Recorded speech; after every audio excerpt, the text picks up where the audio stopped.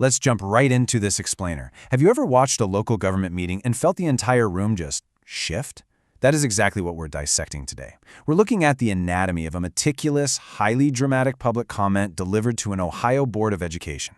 It wasn't just your standard, run-of-the-mill administrative grievance. This was a structured plea for transparency and due process, delivered by a citizen named Joe Duvall. By breaking down the specific moral appeals and the legal framework he leans on, we're going to see exactly how citizens attempt to hold local government accountable. This is like a judge hearing the plaintiff telling the defendant to sit down and shut up, and then sending someone to the electric chair. I mean, just let that sink in for a second. It's an incredibly heavy metaphor, but he delivers it with this absolute, measured gravity. It perfectly sets the stage for our impartial breakdown of his speech. Now, he obviously knows this is a dramatic comparison. He even acknowledges to the board right after that no one was actually killed, but he uses this vivid imagery to anchor his core argument. He's saying a severe injustice was done when a career was ended without a fair hearing. So to really understand this public comment recreation, we need to set the scene in Ohio. Imagine the environment, a formal, very quiet public school boardroom. We're putting on our neutral analyst hats today to dissect Duvall's address as he stands at the podium speaking to 5 visibly subdued board members. You can literally feel the heavy unease in the room. Okay, let's dive into this. The catalyst here is deeply personal, but it's totally rooted in procedure. Duvall's main grievance is that the board lacked fundamental transparency when they decided not to renew his wife Darley's employment. He claims they acted entirely on a packet of notes prepared months in advance by 2 administrators, referred to simply as JR and Dave. The kicker, he says they used these documents to make a final decision without ever letting Darley offer a rebuttal. They literally only heard one side of the story. And that brings us to the denial of due process, which forms the absolute crux of his moral argument. Now, what's really interesting about this is how systematically he builds his case. This isn't just an HR dispute to him. He elevates it to a fundamental violation of the American legal concept of due process. He's basically saying, you didn't just break a rule, you violated a core democratic principle.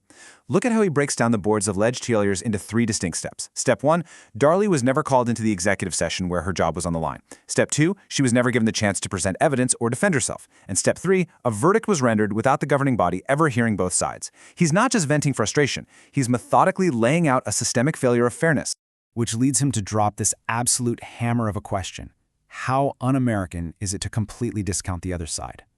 Notice how he reframes the whole concept of due process here. He's not presenting it as some annoying bureaucratic red tape or a box they forgot to check. He's framing it as a constitutional right. Regardless of where you stand on local school district politics, analytically, throwing out the word un-American is a massive rhetorical move. It forces these board members to measure their actions right against their own civic identity. From there, we move into demanding board accountability, shifting into the ethical side of his argument. Having laid down the moral failing, Duvall pivots. He goes straight after the board's personal integrity and their ethical responsibility to the very community that elected them. And this brilliantly illustrates the contrast. He explicitly pits their past campaign promises against their recent actions. He actually reminds them of the promises they made, some while literally standing in his own living room during their campaigns. They promised to look at facts, ask questions, and represent the people. But Duvall contrasts that directly with his claim of their actual behavior. A rush to judgment, a predetermined vote, and decisions made behind closed doors. It's a textbook way to spotlight a perceived ethical breach. To really hammer this breach of duty home, he points out a glaring contradiction in their timeline. The board had until June 1st to make their decision. They had plenty of time to deliberate, ask questions, invite Darley in. Instead, he says, they delivered a predetermined vote. And the part that really stings? He asserts they did this with zero consideration for a full hour of community testimony. He asks them point blank, why the rush? Why snuff out the public's thoughts in a private room when there was absolutely no looming deadline forcing a decision? This brings us to a crucial pivot in his speech, the Open Meetings Act, which serves as his formal legal argument. Up to this point, Duvall has been using moral and ethical appeals, but suddenly, the tone shifts. He starts sounding like a lawyer presenting a formal brief, bringing in specific state laws to challenge their actions on the night of April 21st. We're talking about ORC 121.22, better known as the Ohio Open Meetings Act. And hey, local transparency laws like this matter to every single citizen anywhere, because they dictate exactly what our government bodies can and cannot do in secret. Now, this Ohio law has 8 specific exceptions that let a board enter an executive session, which is private deliberation. But Duvall argues those exceptions definitely do not exist to run secret public comment sessions. So the crucial point is right here. Let's trace his exact legal claim. The board's stated reason for closing the doors was to consider the employment of a public employee. Fair enough. That is a valid exception for private deliberation. But Duvall claims the board brought members of the public into that private session one by one to testify. And as he points out, public testimony is, by definition, an inherently public act. By hiding it inside a private executive session, he's alleging a direct violation of the Ohio Open Meetings Act. And to make it legally worse, this procedural violation was compounded by the fact that Darlie, the actual person they were discussing, wasn't even allowed in the room. He paints it as a completely illegitimate proceeding designed to keep the community in the dark. Ultimately, all of this leads to the cost of secrecy and the real-world consequences of these actions. Duvall connects these procedural and legal missteps straight to tangible fallout. Because what's the actual practical impact of a board failing to operate transparently? Well, for Joe Duvall, it's severe on multiple fronts.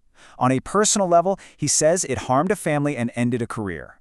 On an institutional level, he tells them straight up that it destroyed their credibility as a governing body. But maybe the most devastating practical consequence is this last point. Because the board took that public comment behind closed doors, there is literally no public record of what was said during that entire hour of testimony. They effectively erased it. That leaves Darlie with zero documentation of that testimony to use for a fair appeal. So this lack of transparency isn't just the technical foul, it actively hinders a citizen's right to due process. Duvall wraps up his address with a question that just echoes through that quiet boardroom. Were you shielding the administration from public scrutiny, or were you cutting Darlie out of the process entirely? It is a piercing, unavoidable final inquiry. It summarizes his entire argument while forcing anyone listening to confront the real motives behind institutional secrecy. It's a powerful reminder that local government power requires a delicate, constant balance of transparency and accountability. And when that balance fails, it really does fall on the citizens to step up to the podium and demand an explanation. Thanks for hanging with me for this explainer. Keep asking those hard questions and definitely keep a close eye on how your local governments operate.